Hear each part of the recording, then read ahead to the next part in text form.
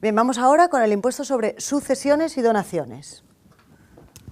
Impuestos sobre sucesiones y donaciones. Vamos a ver, en primer lugar, qué grava el impuesto sobre sucesiones y donaciones. Pues grava tres hechos imponibles. El primero, las transmisiones mortis causa. En general, las sucesiones, las herencias o los legados. Mortis causa, herencias o legados. La diferencia entre una herencia y un legado es una diferencia jurídica.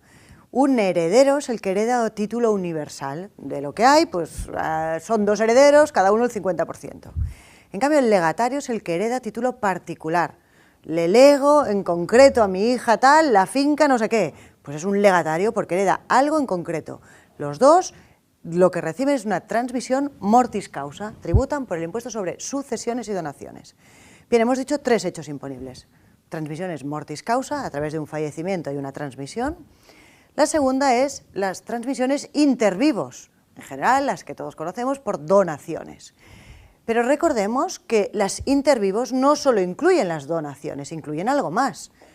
Por ejemplo, una transmisión intervivos sería, alguien tiene una deuda conmigo y yo le digo, pues mira, no hace falta que me la pagues. Pues la condonación de deudas con ánimo de liberalidad no es más que una donación, ¿sí? Tengo un amigo al que le he dejado 10.000 euros y le digo, ¿sabes qué? No me lo pagues, ¿qué estoy haciendo? Una transmisión intervivos. ¿Debe tributar? Evidentemente que debe tributar. Bien, mortis causa, a través de un fallecimiento y una transmisión, intervivos. En el intervivos es imprescindible para que se devengue el impuesto las dos partes. Una donación no surte todos sus efectos si no hay un animus donante, es decir, el donante quiere dar, pero para que se perfeccione la donación es imprescindible que el que la recibe lo acepte, ¿sí? O sea que el impuesto devengará cuando hay no solo la donación, sino la aceptación del donatario. Bien, hemos dicho tres hechos imponibles, mortis causa, intervivos, y el tercero es el cobro de cantidades de seguros de vida. Los seguros de vida, cuando el contratante y el beneficiario sean personas diferentes y haya fallecimiento, debe tributar por impuestos sobre sucesiones y donaciones el tercer hecho imponible, que es el cobro de seguros de vida. Contratante y beneficiario son diferentes, porque si contratante y beneficiario son el mismo, esto tributa en renta. Contratante y beneficiario diferentes y además hay un fallecimiento. Pues estamos en el tercer hecho imponible del impuesto sobre sucesiones y donaciones, que es el cobro de cantidades de seguros de vida. ¿Quién debe tributar por este impuesto? ¿Quiénes son los sujetos pasivos del impuesto? Pues depende de cada uno de estos tres hechos imponibles. Si estamos en una transmisión mortis causa, el fallecido, que hemos dicho que en mortis causa es imprescindible un fallecimiento, el fallecido se le llama causante en este impuesto. ¿Quién debe tributar? No el causante, sino que el causaviente. El causaviente, el heredero o el legatario, el que recibe la herencia. Bien, primer hecho imponible, causaviente. ¿Quién debe tributar en el caso de intervivos? En general, las donaciones. Está el donante y el que recibe se le llama donatario. Pues en sucesiones y donaciones, hecho imponible intervivos, debe tributar el que recibe, el donatario, no el que da, sino el que recibe. El que da, hemos visto que tributa en renta, el que recibe en sucesiones y donaciones. Y el tercer hecho imponible, que es el cobro de cantidades de seguros de vida, pues este tercer hecho imponible, evidentemente hay un fallecimiento, pues el que tributará será el beneficiario que va a cobrar ese seguro de vida por causa del fallecimiento. Otro tema importante es cuándo se devenga ese impuesto, cuándo en todos los impuestos tienen un devengo y luego tienen un periodo impositivo, en algún caso, y un plazo para presentar la declaración, son cosas diferentes. ¿Cuál es el devengo de este impuesto? El devengo de este impuesto de cualquiera es el momento en el que se merita la obligación tributaria. El devengo del impuesto sobre sucesiones depende. Si estamos hablando de un mortis causa, un fallecimiento, el impuesto se devenga el día que aquella persona fallece. Si estamos hablando de un intervivos, el devengo, como acabamos de decir, es cuando hay tanto la donación como la aceptación. Por ejemplo, mi padre me decide regalar una finca y va al notario y me la regala. Claro, hemos dicho que ¿quién es el sujeto pasivo? Yo, que soy el que recibo la donación. ¿Cómo pueden hacer la obligación tributaria si yo ni lo sé que me lo han regalado?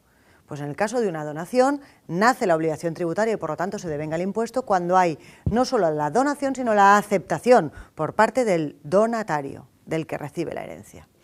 Y en el caso del cobro de seguros de vida, se devenga, como hemos dicho, que en el caso del cobro de seguros de vida depende de una defunción, se devenga en el momento de la defunción. Bien, ese ha sido el devengo del impuesto. Ahora va a ser importante, este es un impuesto cedido a las comunidades autónomas, cedido absolutamente a las comunidades autónomas se quedan toda la recaudación de este impuesto, toda la recaudación, y tienen mucha competencia de legislación, mucha o cierta competencia de legislación, ahora con el esquema veremos qué competencia de legislación tienen. Bien, pues este impuesto, ¿dónde debe declararse? ¿En qué comunidad autónoma? Porque es uno de los impuestos con más diferencias entre comunidades autónomas dentro del territorio español. Es el impuesto con más grandes diferencias.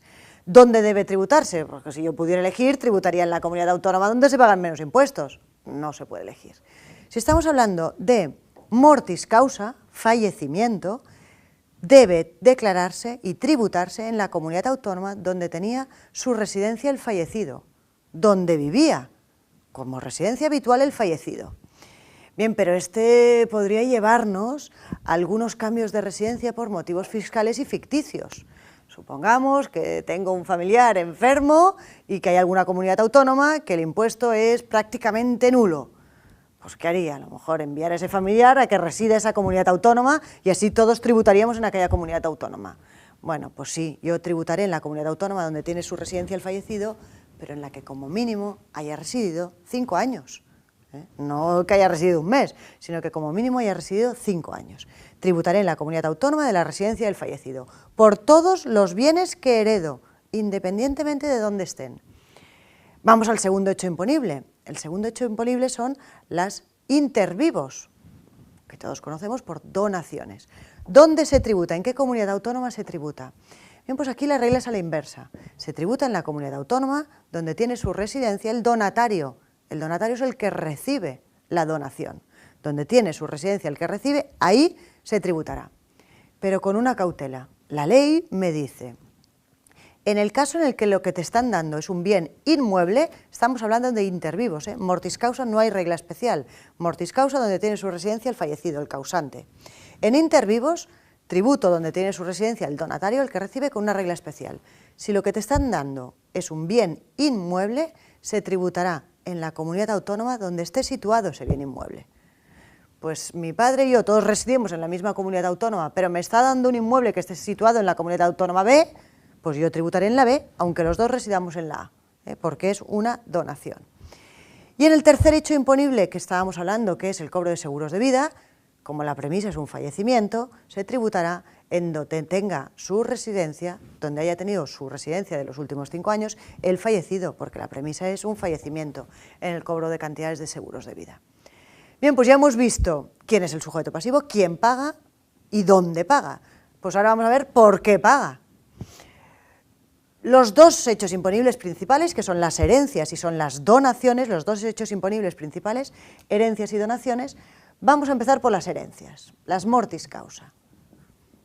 Hacer un pequeño esquema de cómo se tributa por ellas, un pequeño esquema. Yo voy a tener que valorar a valor real,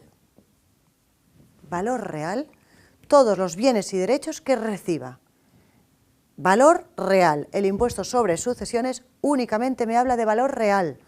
Valor real, podríamos decir que se asemeja al valor de mercado, pero es el valor real, no el valor de mercado, O sea que este impuesto no me está especificando en concreto que has de declarar, qué valor has de declarar de una finca o de unas acciones o de un fondo, sino que me está diciendo únicamente que todos los bienes deben valorarse a valor real. Bien, pues yo valoraré los bienes que estoy recibiendo por herencia en valor real. Además, le podré descontar las cargas, las deudas y los gastos que han supuesto esta herencia, cargas, deudas y gastos. ¿Qué es una carga, por ejemplo? Una carga es algo que disminuye el valor del bien. Pues yo estoy recibiendo en una herencia una finca con valor 100, y esa finca tiene una hipoteca con valor 20. ¿La hipoteca me la puedo descontar? Hombre, claro, yo estoy recibiendo la finca y la obligación de pagar una deuda, que es la hipoteca. ¿Es deducible la hipoteca? Sí. ¿Como una carga? No. Una carga es algo que disminuye el valor del bien. ¿Esa finca vale menos por culpa de que tiene una hipoteca? No. Vale lo que vale, lo único que yo tengo la obligación de pagar la hipoteca. Una hipoteca es una deuda, no una carga. Una carga es algo que disminuye el valor del bien. Si una finca tuviera dentro un usufructuario, eso sería una carga, disminuye realmente el valor del bien. Si yo lo pusiera a la venta, no tendría el mismo valor que ahí hay un usufructuario como que no lo hay. En cambio, si yo pongo una finca a la venta y esa finca tiene una hipoteca, vale lo mismo. En mi bolsillo no entrará lo mismo si hay una hipoteca o no, pero el valor de ese bien es el mismo. ¿Bien? Pues yo podré descontar las cargas que afectan a los bienes que estoy heredando, las deudas que tenía el causante, el fallecido, y que yo voy a tener que asumir por mi condición de heredero. Todas las deudas que él tenía yo las voy a poder descontar, pues debía la renta, tenía alguna deuda de hipotecas, de préstamos personales, debía la seguridad social. Todo eso yo como heredero asumo lo bueno y lo malo. Lo bueno son los bienes, lo malo son las cargas deudas. ¿Y como gastos qué voy a poder descontar? Pues como gastos poca cosa, voy a poder descontar los gastos de última enfermedad del causante, si los he tenido que soportar yo, evidentemente, como heredero, o los gastos de entierro y de defunción.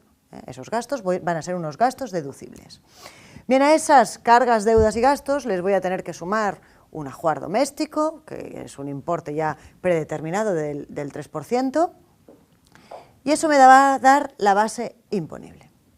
A esa base imponible le voy a poder aplicar una serie de reducciones. Bien, hasta la base imponible, las comunidades autónomas no tienen ninguna competencia. Hasta aquí, todo lo que os he explicado me sirve en cualquier comunidad autónoma, siempre dejando aparte País Vasco y Navarra. A partir de las reducciones, ya tienen competencia normativa las comunidades autónomas. Voy a hablar de las reducciones genéricas, porque de ahí dependerá en qué comunidad autónoma tengo mi residencia o el fallecido o el donatario en función de si estamos en un impuesto u otro. Ahora estamos explicando el mortis causa. Vamos a ver qué reducciones hay genéricas. Recuerdo que tendremos que contemplar las reducciones de donde tiene su residencia el fallecido. Bien, por reducciones genéricas está la reducción por parentesco. En función de lo próximo que sea mi parentesco con el causante, tendré una reducción mayor, y tendré una reducción diferente en cada comunidad autónoma en función de la residencia. ¿Qué más reducciones genéricas hay? Pues si lo que estoy percibiendo es un seguro de vida, como un seguro de vida depende de una mortis causa, tiene una reducción especial. Y la reducción estrella para la planificación fiscal empresarial es que hay una reducción en general del 95% del valor de una empresa familiar. Un valor en la empresa familiar la declararé por su valor real. Supongamos que la empresa familiar tiene un valor de 100, pues la declararé por 100. Pero si cumple los requisitos para ser empresa familiar, las empresas familiares vimos que pueden ser un empresario individual o pueden ser acciones o participaciones de una sociedad, los deberé valorar, ponerlos aquí por 100, y en general, si cumplen determinados requisitos, uno de los requisitos es conseguir previamente la exención en el impuesto patrimonio. Si cumplo determinados requisitos, de ese valor que he puesto de la empresa familiar de 100, podré aplicarle una reducción de 95 y solo pagar por el 5% del valor de esa empresa familiar. Solo pagar por el 5%. No quiere decir pagar el 5%, porque estamos en base liquidable. Yo todavía no he aplicado el tipo impositivo, sino que la valoraré por 100 y aquí me aplicaré una reducción del 95. ¿Bien? Más reducciones, estas son las genéricas. Luego tendré que mirar en cada comunidad autónoma, que tienen muchas comunidades autónomas, tienen reducciones propias y reducciones incrementadas a las de la ley estatal. Una vez he aplicado las reducciones que pudieran corresponder, le aplico el tipo impositivo. El tipo impositivo, que no entraremos en él, porque evidentemente depende de la comunidad autónoma. Será la comunidad autónoma propia la que decida cuál es el tipo máximo y el mínimo a tributar. Una vez obtengo la cuota, le aplicaré una cosa que no hemos visto en otros impuestos, que es un coeficiente corrector. Un coeficiente corrector que lo que hace es, en la mayoría de comunidades autónomas, competencia legislativa de las comunidades, en la mayoría de comunidades autónomas, incrementar mi cuota. ¿Y este coeficiente de qué depende? Este coeficiente depende de mi parentesco con el causante. Cuanto más lejano es mi parentesco, este coeficiente será mayor y tendré que pagar más impuestos. Primera premisa, mi parentesco con el causante, y segunda premisa, mi patrimonio previo. Si yo antes de recibir esa herencia ya tenía un patrimonio importante, ese coeficiente será superior. Por ejemplo, puedo tener una cuota de 100 y yo soy un amigo, por lo tanto parentesco ninguno, y yo además tenía un buen patrimonio antes de recibir esa herencia, ese coeficiente puede incluso llegar a ser En algunas comunidades puede ser otro, un 2,5. Pues en vez de pagar 100 he de pagar 250. O sea, mirar el coeficiente corrector, la importancia que tienen muchas comunidades autónomas. Analicémosla una por una. Bien, después podré descontar, si es que he tenido bienes en el extranjero, pues si he pagado algún impuesto en el extranjero, me podré descontar los impuestos pagados en el extranjero. Este es el esquema de los mortis causa. ¿Qué pasa si estamos hablando de los intervivos? Intervivos, en general donaciones. El esquema es muy parecido. Valor real del bien que estoy recibiendo en donación. ¿Qué podré descontar? Pues solo podré descontar las cargas y las deudas que recaigan en concreto sobre ese bien que estoy recibiendo. Solo cargas y deudas que recaigan en concreto sobre ese bien. Esto me dará una base imponible a la que voy a aplicarle también una serie de reducciones. ¿Qué reducciones voy a poder aplicar? Pues aquí vuelve a estar la reducción de empresa familiar.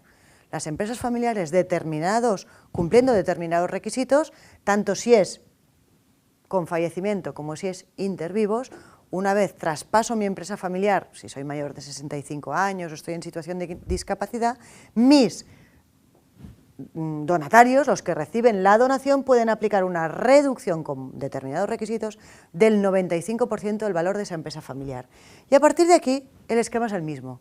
Tipo impositivo, coeficiente corrector, pero quiero que quede claro que a partir de las reducciones, muchísimas diferencias entre comunidades autónomas. Es más, incluso hay comunidades autónomas que una vez tengo la cuota líquida final y me sale a pagar 100, hay muchas comunidades autónomas que ahí han aprobado una bonificación del 99%, en el caso de herencias o en algunos casos de donaciones entre cónyuges o padres y hijos. O sea que incluso alguna comunidad autónoma, una vez he aplicado el tipo impositivo, el coeficiente corrector y eso me da a pagar 100, incluso una vez tengo pagados los 100, aplico el 99% de bonificación y solo pago 1 de los 100 que en principio tocaría pagar. O sea que este es un impuesto que aquí hemos puesto el esquema genérico, pero que debe analizarse en concreto no solo la residencia del causante en una herencia, sino la residencia del donatario en las donaciones, porque puede haber diferencias importantísimas en el pago de este impuesto en función del domicilio de uno o de otro en una comunidad autónoma o en otra.